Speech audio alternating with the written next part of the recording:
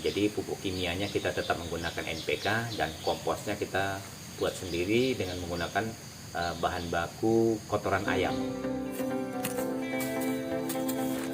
Peram ya, ataupun kita fermentasi sejumlah kotoran ayam yang sudah kita campurkan dengan dekomposer ataupun pengurai.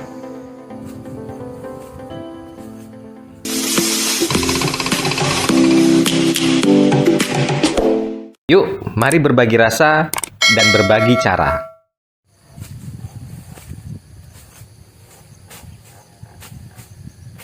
Sahabat Duren, ini salah satu kegiatan perawatan yang dilaksanakan oleh tim kita ya, oleh tim perawatan kita. Nah, ini sekarang melakukan pekerjaan babat piringan. Babat piringan, dan saya sudah mengingatkan kepada tim kita untuk hati-hati karena di antara piringan-piringan setiap pokok durian kita itu sudah ada pipa. Nah, seperti ini. Jadi pipanya jangan kena tebas ya, Pak ya. Nah, ini dia nih. Nah, di sini nanti pada saat sudah selesai di babat piringan ya, dibersihkan guludannya, kita akan masuk ke tahapan pemupukan. Ini juga sama, ini melakukan kegiatan membersihkan piringan-piringan pokok durian kita.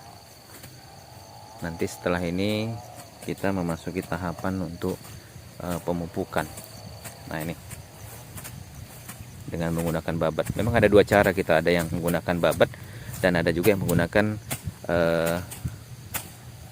mesin pemotong rumput. Ada yang menggunakan bahan bakar bensin, tapi ada juga yang menggunakan elektrik. Hati-hati pipanya ya, Bu, karena pipanya udah terpasang. Itulah kadang-kadang kita pipanya itu banyak juga kadang-kadang yang pengarit ya, nggak lihat, tiba-tiba udah patah, potong atau terpotong. Kalau ada nanti yang ini, kalau Ibu lihat misalnya ada yang kurang sehat ya, kasih tahu sama Pak Mandor ya. Iya, Pak.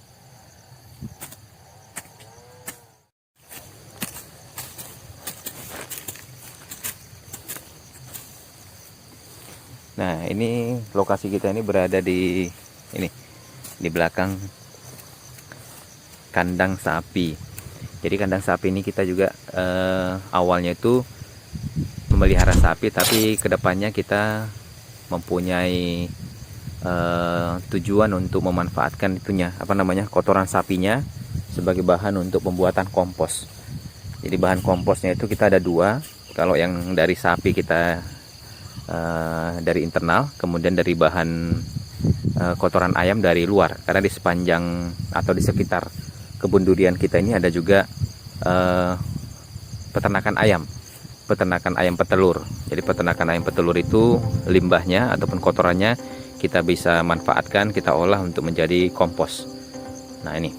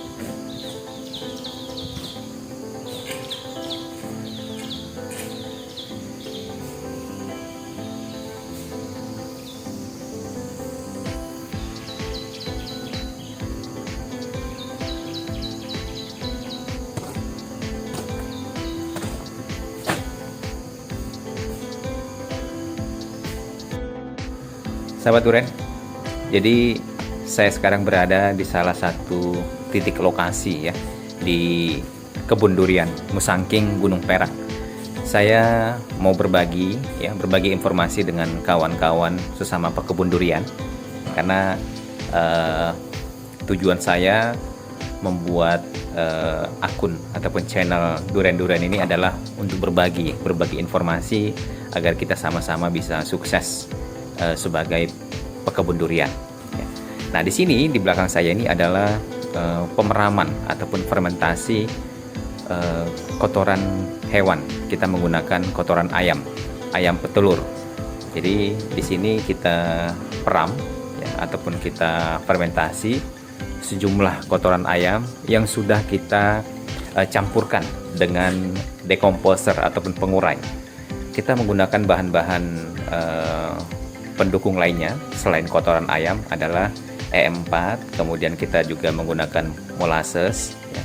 Kita juga menggunakan dekomposer yang lain seperti Stardeck, tapi dia komposisinya lebih kecil. Ini pemeraman ini biasanya kita lakukan selama 3 minggu paling lama ataupun 21 hari.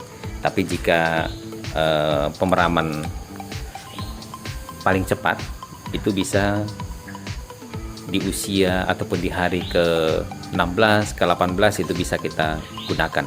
Jadi tergantung bagaimana kondisi remahan ataupun bahan baku kotoran ayam itu, apakah sudah matang ataupun sudah selesai fermentasinya atau belum. Sahabat Duren, jadi untuk kompos ini sendiri kita di awal-awal memang membeli kompos jadi. Tapi setelah kita tahu di sekitar kebun durian Musangking Gunung Perak ini juga ada peternakan ayam, khususnya petelur, kita mengolah kompos sendiri dengan menggunakan bahan baku kotoran ayam. Bahkan di awal-awal kita menggunakan kotoran sapi ya. Kandang sapi kita ini ada sapinya beberapa ekor, dan kotoran sapi yang dulu sudah terkumpul di beberapa titik kita kumpulkan kembali, kita olah menjadi kompos. Nah, jadi kompos ini kita gunakan atau kita aplikasikan sebagai pendamping untuk pupuk kimia. Ya, jadi pupuk kimianya kita tetap menggunakan NPK, dan komposnya kita buat sendiri dengan menggunakan bahan baku kotoran ayam. Ya. Apabila nanti masing-masing pohon durian kita di area kebun, di area tanam sudah bersih ya, piringannya sudah dibersihkan, masuklah nanti kita pemupukan ya. Untuk kompos itu sendiri kita aplikasikan dalam 1 tahun minimal 2 kali ya, minimal 2 kali, dan untuk volumenya masing-masing pokok itu tergantung ukuran. Untuk ukuran yang besar kita bisa memberikan 15-25 kilo, tapi yang standar itu yang masih 1 meteran itu kita berikan masing-masing 10 kg. Nah, nanti setelah pemupukan kompos dilakukan, biasanya kita juga mengaplikasikan pupuk NPK ya, pupuk NPK berdampingan dengan pupuk kompos ya. NPK itu pupuk kimia itu biasanya kita lakukan aplikasi dalam 1 tahun adalah 3 kali dalam 1 tahun. Per 4 bulan kita lakukan pemupukan kimia. Tapi untuk kompos minimal kita 2 tahun sekali per 6 bulan. Kalau kompos kita produksinya banyak dan ada beberapa tanaman kita yang membutuhkan pemupukan kompos, nah itu biasanya kita lakukan 3 kali dalam 1 tahun bersamaan dengan pemupukan kimia. Nah, jadi itu pengalaman kita di kebun Musangking Gunung Perak. Pemupukan kompos ini biasanya kita lakukan pada saat awal-awal penyiapan lubang tanam, yaitu juga kita berikan pencampuran tanah dengan kompos. Tapi kita pastikan kompos itu harus benar-benar sudah matang ataupun terfermentasi secara sempurna. Ada beberapa kali pengalaman kita ya, kasus di mana ada pada bulan-bulan di tahun 2020 ya, di bulan tertentu kompos kita itu belum begitu sempurna fermentasinya, sehingga kita berikan di pupuk dasar, akhirnya menyebabkan beberapa pokok durian kita itu mengalami masalah akar, di mana akarnya itu terserang oleh jamur. Pengalaman dari itu ya, pengalaman dari kasus yang kami alami itu kami pastikan setiap kompos yang kita produksi itu betul-betul sudah matang. Dan biasanya pun kompos yang kita produksi itu kita tabur dulu di rumput di sekitar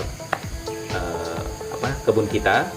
Apakah dia sudah menunjukkan tanda-tanda yang baik? Misalnya kalau rumput di sekitar kompos yang kita tabur itu mengering ataupun pucat dan lain sebagainya, berarti komposnya itu belum matang dengan sempurna. Biasanya kita peram kembali, dan setelah betul-betul matang halus ya, baru kita gunakan. Itu yang kita lakukan. Kompos pun untuk saat ini memang